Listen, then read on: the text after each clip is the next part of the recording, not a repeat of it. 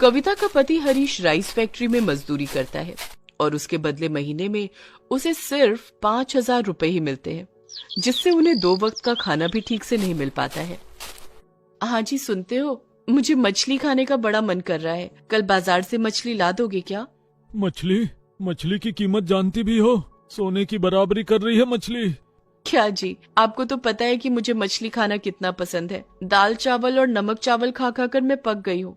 पक गई हो तो खुद पैसा कमाओ और खुद खरीद कर खाओ। हाँ, पैसे कमाने के लिए बाहर जाना पड़ेगा। आप तो मुझे घर के बाहर निकलने ही नहीं देते हो। हमारी घर की बहुएं घर से बाहर नहीं जाती हैं। घर के बाहर नहीं जाऊंगी तो कमाऊंगी कैसे? सिर्फ बड़ी बड़ी बातें करते रहते हो। मछली खरीदने की औकात तो है नहीं। ऐसे ही दोनों पति पत्नी के बीच झगड़ा शुरू हो गया। आजकल दोनों के बीच झगड़ा बहुत बढ़ गया है। गरीबी इंसान से सुख शांति और इंसानियत तीनों चूस लेती है। ये बात तो कविता और हरीश को अच्छे से पता चल रही थी। इतने में ठंड का मौसम आ भी गया। गर्मी उसे अच्छी लगती है जिसके पास एसी हो, और सर्दी उसे अच्छी लगती है जिसके पास गर्म कपड़े और रजाई हो। कविता और हरीश के पास तो कुछ भी नहीं था। गर्मी में फिर भी पेड़ के नीचे बैठकर थोड़ी शांति मिल जाती थी, लेकिन सर्दी का क्या? घर में एक ही रजाई थी जो कविता की बूढ़ी सास कुंती इस्तेमाल करती थी। बेचारी कविता ठंड में कांपती रहती थी। ठंड का मौसम आते ही कविता ने हरीश से कहा, सुनो जी, इस साल मैं ठंड सह नहीं पाऊंगी, आप एक रजाई खरीद कर ले आओ। मेरे पास रजाई खरीदने के लिए पैसे नहीं हैं। हर बात पर पैसे नहीं है कहते रहते हो। पैसे नहीं है तो शादी क्यों की मुझसे? हाँ, मुझसे गलती हो गई, नहीं करनी चाहिए थी शादी। फिर से दोनों झगड़ने लगे। कविता की सास ने कहा, क्या हुआ? फिर से दोनों की लड़ाई शुरू क्यों हो गई? जब देखो लड़ते रहते हो। जुबान दुखती नहीं है क्या?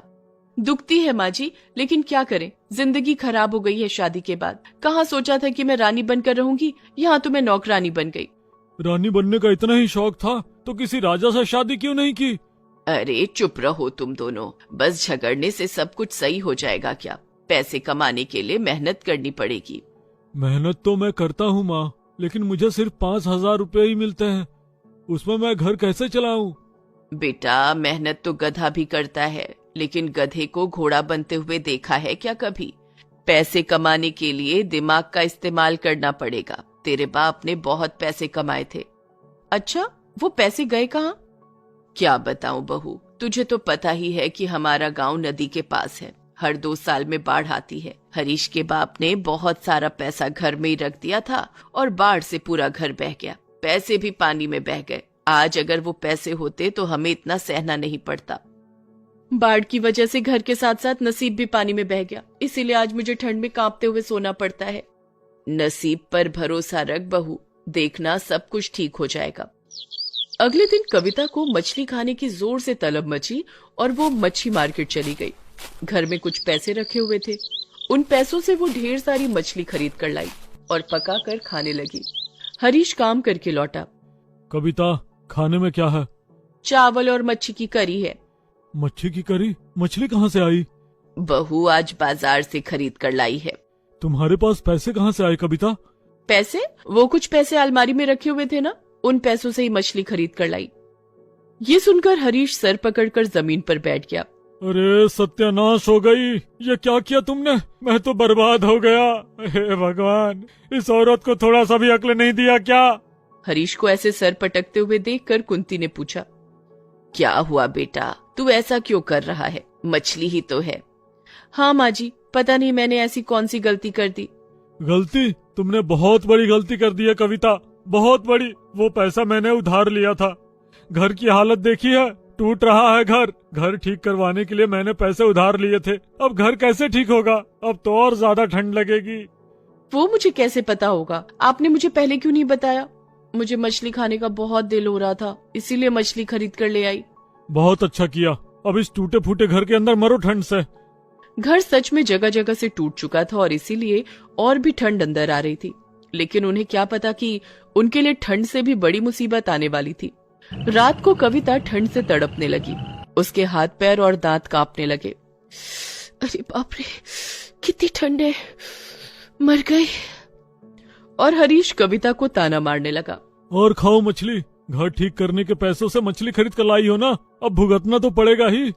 रात को अचानक से हवाएं चलने लगी और बिजली कड़कने लगी और अचानक से बारिश शुरू हो गई। घर के अंदर पानी घुसने लगा। अरे ये क्या हो रहा है?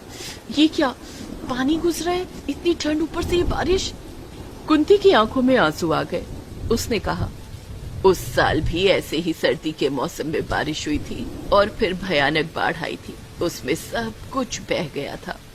लगातार बारिश होने लगी। 2 दिन बीत गए लेकिन बारिश रुकने का नाम ही नहीं ले रही थी। गांव के लोग गांव छोड़कर जा रहे थे।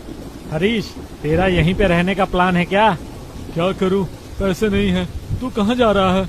मैं तो जा रहा हूँ शहर। लगता है बाढ़ आने वाली है। यहाँ रह के मरने से तो अच्छा है शहर के रास्तों में रात बिताऊं। सब लोग गांव छोड़कर चले गए। हरीश ने फैक्ट्री के मालिक से पैसे उधार लिए थे। मालिक ने हरीश से कहा, हरीश, मुझे मेरे पैसे चाहिए। अभी मैं जा रहा हूँ, लेकिन बाढ़ खत्म होते ही मैं लौट आऊंगा और तुझसे पैसे लूंगा। तैयार रहना। हरीश के पास फूटी कौड़ी नहीं थी। वो कविता पर दोष डाल रहा था। तुम्हारी वजह से हमें यहीं रहना पड़ेगा और मरना पड़ेगा। तुमने वो पैसे खर्च नहीं किए होते तो हम भी भाग सकते थे। और कविता हरीश पर दोष डालने लगी। मुझे जो सही लगा मैंने किया। अब इतनी ठंड में बारिश शुरू हो जाएगी ये मुझे थोड़ी पता था। सब आप ही की गलती है। ऐसे ही कुछ और दिन बीत गए। पूरा गांव खाली हो गया। सिर्फ हरीश, कविता और कुंती रह गए और भयानक बाढ़ आ गई। नदी से पानी बहुत तेजी से गांव के अंदर घुस रहा था। तीनों घर की छत की ओर चले गए। उनके पास खाने के लिए कुछ भी नहीं था। लगातार 2 दिन वो ठंड और बारिश में कांपते हुए छत पर ही बैठे रहे। और फिर एक चमत्कार हो गया। कविता ने देखा बाढ़ की वजह से नदी से बड़ी बड़ी मछली, जिनका दाम बाजार में हजारों में है, वो सब गांव में घुस रही थी। कविता को मछली खाना बहुत पसंद था, इसीलिए उसे मछलियों के बारे में बहुत कुछ पता भी था। इसीलिए उसने दिमाग लगाया। माँ जी, मेरे पास एक आइडिया है। आइए पहले छत को साड़ी से घेर लेते हैं। कविता ने छत के तीनों छोरों को साड़ी से घेर लिया। उसकी वजह से मछलियां एक तरफ से घुसने लगी और बाहर निकलने का रास्ता ढूंढने लगी और ढूंढती रह गई।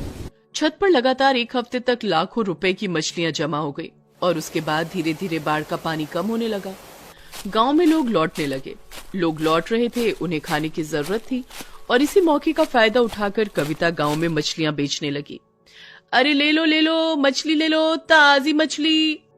इस तरह से 1 हफ्ते में कविता के पास लाखों रुपए आ गए और वो छत पर मछली पालन का काम करने लगी। हरीश भी काम छोड़कर कविता के साथ मछली पालन करने लगा। उसने उधार चुका दिया, घर भी ठीक करवा लिया। 1 साल की ठंड और बाढ़ ने उन लोगों से सब कुछ छीन लिया था और इस साल की ठंड और बाढ़ ने उन्हें सब कुछ लौटा दिया और वो लोग खुशी खुशी मछली का पालन करने लगे और खुशी खुशी जिंदगी बिताने लगे।